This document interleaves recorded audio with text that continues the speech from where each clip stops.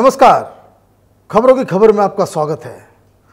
Congress party में ऐसा लग रहा है कि हर राज्य में विद्रोह हो रहा है और पार्टी जो है हर तरफ से मुसीबत में घिरी जा रही है। ये तो एक 2019 में चुनाव हारने और उसके बाद आर्टिकल 370 पे जो राहुल गांधी ने जो लाइन ली है, जो रुख अख्तियार किया है, उसके बाद से कांग्रेस पार्टी के जो नेताओं का जो बॉडी लैंग्वेज है, एक तो वो डाउन हो गया और सब अपने अपने भविष्य को लेकर के वो चिंतित हो गए हैं। और इसलिए ऐसा लग रहा है कि हर तरफ बगावत जो है और पार्टी टूटने की कगार पे जो है नज़र आ रही है। कहीं कहीं पंचर को ठीक किया जा रहा है, उस पर मैं बाद में आऊँगा।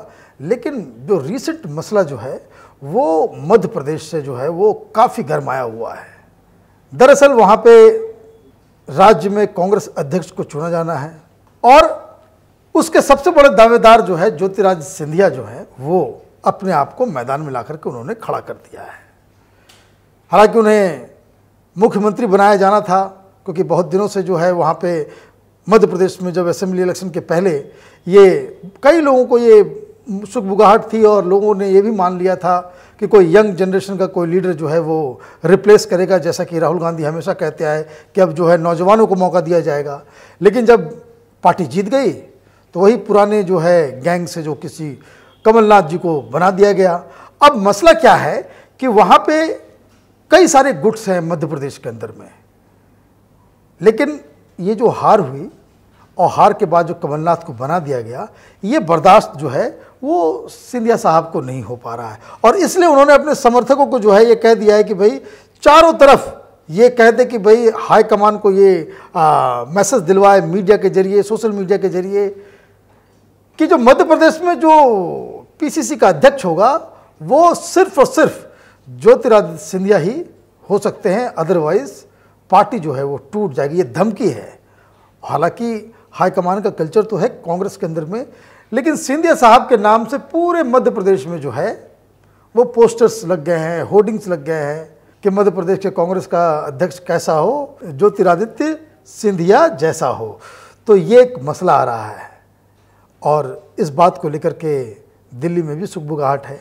लेकिन इस बीच ये आप ये समझिए कि ये जो कुछ घटनाएं हो रही हैं वो कितनी ज़्यादा वो डेंट करने वाली है कांग्रेस पार्टी को, कि वहाँ पे एक सिंधिया के समर्थक जो पूर्व मंत्री रह चुके हैं उमंग सिंघर, उन्होंने ये आरोप लगाया कि ये दिग्विजय सिंह साहब जो हैं वो एक पैरेलल गवर्नमेंट चला रहे हैं। कई सारे उन्होंने आरोप लगाए कि वो पैरेलल गवर्नमेंट चल रहा है, कमलनाथ के हाथ में कुछ नहीं है, मुख्यमंत्री सिर्फ एक जो है वो कठपुतली हैं, सारे डीलिंग और बदली और ब्ला ब्ला जो कांग्रेस का कल्चर है कि कमाने धमाने का काम, लेन देन का काम, घूसखोरी का काम, ये सारा काम जो है वो एक रैकेट कर रहा है जिसको पूरी तरीके से दिग्विजय सिंह नियंत्रित कर रहे हैं। ये आरोप गंभीर है। यह मसला यहाँ तक भी होता कि चलो भाई किसी एक लीडर ने ऐसा बयान दे दिया, उसे कांग्रेस पार्टी कंडेम कर दी होती या, लेकिन ये मसला गंभीर तब बन गया जब ज्योतिरादित्य सिंधिया खुद आए सामने और उन्होंने कहा कि जो उमंग साहब ने जो आरोप लगाए हैं वो गंभीर हैं। मतलब वो इस तरह के आरोप से जो है वो बिल्कुल उसके साथ वो सहमति रखते हैं। तो ये तो मसला जो है कांग्रेस पार्टी के अंदर में मध्य प्रदेश में दरअसल हो क्या रहा है। वहाँ पे ज्योतिरादित्य सिंधिया को लगता है कि उनके चुनाव प्रचार की वजह से कांग्रेस पार्टी जीती। मध्य प्रदेश के जो मुख्यमंत्री के वो दावेदार थे और वाकई थे भी, उन्हें हटा करके उनके साथ जो है अन्याय किया गया और कमलनाथ को मुख्यमंत्री बना दिया गया। उसके बाद फिर लोकसभा चुनाव हुए, कांग्रेस पार्टी बुरी तरीके से हार गई। तो इसकी जिम्मेदारी कौन लेगा? और सिंधिया को मध्य प्रदेश से हटा करके राहुल गांधी ने उत्तर प्रदेश भेज दिया था, उन्हें जो है वेस्टर्न यूपी का जो इंचार्ज बनाकर।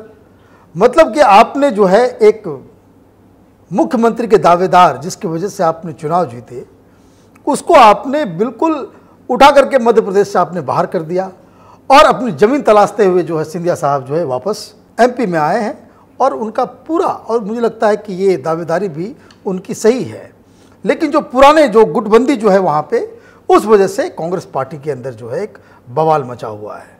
दूसरी प्रॉब्लम क्या है कि जिस तरीके से दिग्विजय सिंह बयान दे रहे हैं आर्टिकल 370 और कश्मीर के ऊपर, उसको लेकर के कांग्रेस में ऑलरेडी जो आम जो कांग्रेस समर्थक हैं, जो ग्राउंड लीडर्स हैं, जो लोगों के बीच रहते हैं, उनको परेशानियां हो रही हैं।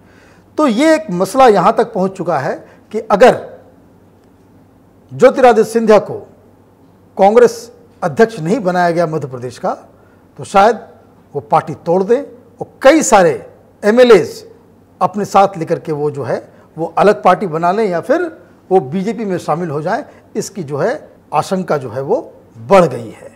ये एक प्रॉब्लम है जो राहुल गांधी को, कांग्रेस पार्टी को, सोनिया गांधी को उससे निपटना होगा। ग्राउंड में पकड़ मजबूत है और ये दिग्विजय सिंह और कमलनाथ ये एक छोटे छोटे इलाके के लीडर है एमपी के अंदर में। हालांकि इलाका इनका भी है, लेकिन इनकी जो पहुंच है और इनकी जो एक्सेप्टेबिलिटी है वो ज़्यादा है। अब देखना है कि यहाँ पे किस तरीके से कांग्रेस पार्टी इस प्रॉब्लम को सॉल्व करती है। लेकिन जिस तरह का जो रवैया नज़र आ रहा है और जिस तरह का दबाव है और कमलनाथ का जो कंट्रीब्यूशन है और कमलनाथ के जो रिश्ते हैं गांधी परिवार के साथ, अगर ये बीच में आए तो कांग्रेस पार्टी के लिए बहुत बड़ा झटका मध्य प्रदेश में लग सकता है। और इसका एक, इसको कहते हैं कि डोमिनो इफेक्ट भी जो है आपको नज़र आ सकता है, क्योंकि ऐसी स्थिति राजस्थान में बनी हुई है। राजस्थान का मसला अभी खुलकर सामने नहीं आया है, लेकिन एमपी में अगर ज्योतिरादित्य सिंधिया कोई एक्सट्रीम स्टेप लेते हैं तो उसका असर जो है राजस्थान पे ज़रूर दिखेगा। और डोमिनो इफेक्ट की जहाँ तक बात है तो इसका असर सबसे ज़्यादा जो नज़र आ रहा था वो हरियाणा में, वहाँ पे असेंबली के चुनाव होने वाले हैं। और जैसे ही राहुल गांधी ने 370 के ऊपर उन्होंने रुख लिया कि वो जो है वो बायलैटरल मसला है और ये अनडेमोक्रेटिक फैसला है, तो इसके साथ ही हुड्डा साहब की तरफ से जो है एक यलगार किया गया। उन्होंने कहा कि भाई राहुल गांधी जो कह रहे हैं उसके साथ हम इत्तेफाक नहीं रहते। और इतना ही नहीं, हुड्डा साहब ने अपने समर्थकों को हर डिस्ट्रिक्ट में यह कहा कि पार्टी के खिलाफ ही आंदोलन करो। कांग्रेस के कार्यकर्ता कांग्रेस दफ्तर पे जाकर के कांग्रेस के खिलाफ आंदोलन करते रहे। हिसार में बहुत बड़ा हंगामा हुआ और इन लोगों ने बार बार मीडिया के जरिए और खुल्लम खुल्ला ये लोग आरोप लगा रहे थे कि पार्टी की लाइन जो है वो बिल्कुल गलत है। फिर 18 अगस्त को उन्होंने एक रैली भी की और वहाँ से भी उन्होंने साफ संकेत दिया कि भाई कि अगर हमारी बातों को नहीं माना गया तो वो एक अलग पार्टी बना सकते हैं। ये बहुत बड़ा ऐलान था और उनके समर्थक, ये तो हुड्डा साहब और उनके बेटे कह रहे थे, लेकिन उनके समर्थक तो कहीं और आगे जा रहे थे। जो हरियाणा के जो मीडिया है वहाँ पे लोकल टेलीविजन्स और अखबारों में जो खबरें आ रही है वो कांग्रेस लीडर से ही जो है सबसे ज़्यादा जो गांधी परिवार और राहुल गांधी और जो फैसले जो हो रहे हैं दिल्ली में उसके खिलाफ वो बोल रहे थे। यहाँ मसला क्या है? यहाँ मसला ये है कि यहाँ पे हुड्डा साहब मुख्यमंत्री रहे, लेकिन पार्टी जो है वो अशोक तंवर चला रहे थे। अशोक तंवर सिरसा से एमएलए रहे हैं, दलित लीडर हैं और इनके ऊपर कहा जाता है कि राहुल गांधी का जो है वरद हस्त है। वो राहुल गांधी के कोटरी के व्यक्ति हैं और इसलिए वो जो है उनको अध्यक्ष बनाया गया और उनको ये काफ़ी टसल चला। ये समझ लीजिए पिछले 5-7 साल से जो ये टसल जो है वो चल रहा है। जब यूपी की सरकार थी उस दौरान भी ये टसल चल रहा था। और आपको याद होगा कि रामलीला मैदान में कई बार जब कांग्रेस की रैली होती है तो एक गुलाबी साफा पहन करके जो कुछ लोग आते हैं वो मार्क करवाने के लिए हुड्डा लेकर के आते थे कि ये गुलाबी साफा वाले लोग जो है हमारे हैं। तो ये इस तरह का एक खींचातानी जो है वो चल रहा था। लेकिन चूँकि कांग्रेस पार्टी अभी डाउन है, राहुल गांधी की साख खत्म हो गई है, वहाँ पे संगठन नहीं है और इसलिए कांग्रेस पार्टी को और सोनिया गांधी को, राहुल गांधी को, प्रियंका गांधी को हुड्डा के सामने जो है नतमस्तक होना पड़ा। उनकी डिमांड्स क्या क्या थी? उनकी डिमांड्स थी कि सबसे पहले अशोक तंवर को पीसीसी मतलब हरियाणा प्रदेश कांग्रेस के अध्यक्ष पद से हटाया जाए। दूसरा, वो खुद को चीफ मिनिस्टर के रूप में जो घोषित करके चुनाव लड़ना चाहते हैं। और तीसरा, उन्होंने बहुत सारे संगठन में बदलाव, टिकट उनके मर्जी से दिया जाए, इस तरह की बातें जो उन्होंने की। सोनिया गांधी से उनकी मुलाकात हुई और बिल्कुल 2 टूक शब्दों में उन्होंने कह दिया कि अगर मेरी बातों को नहीं माना गया तो पार्टी हरियाणा में टूट जाएगी। अब हरियाणा में बहुत सारे लोकल लीडर्स हैं। अभी रंजीत सुरजेवाला साहब हैं, सुरजेवाला साहब ने भी एक रैली बुला ली, वो हुड्डा के खिलाफ और सबके खिलाफ। तो बहुत सारी चीज़ों को लेकर के कांग्रेस पार्टी हरियाणा में उलझ गई। कॉम्प्रोमाइज़ फार्मूला क्या हुआ, बिठा के समझाया गया और कुमारी शैलजा को जो है अध्यक्ष बनाया गया और इनको इलेक्शन कमेटी के चेयरमैन के रूप में घोषित किया गया।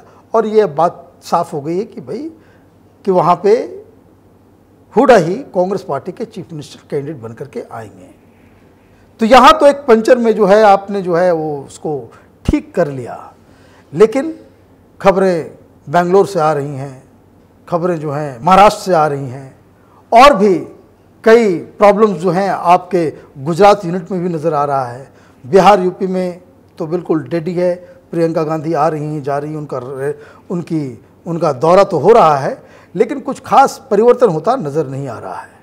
कहने का मतलब ये है कि कांग्रेस पार्टी अपनी गलतियों की वजह से जिस तरीके से राहुल गांधी की साख खत्म हुई है, और ख़ास करके एक तो हारने के बाद, चुनाव हारना जीतना कोई बड़ी बात नहीं है। चुनाव के किसी भी डेमोक्रेसी में आप एक चुनाव हार सकते हैं, 2 चुनाव हार सकते हैं, कोई बहुत बड़ी बात नहीं है।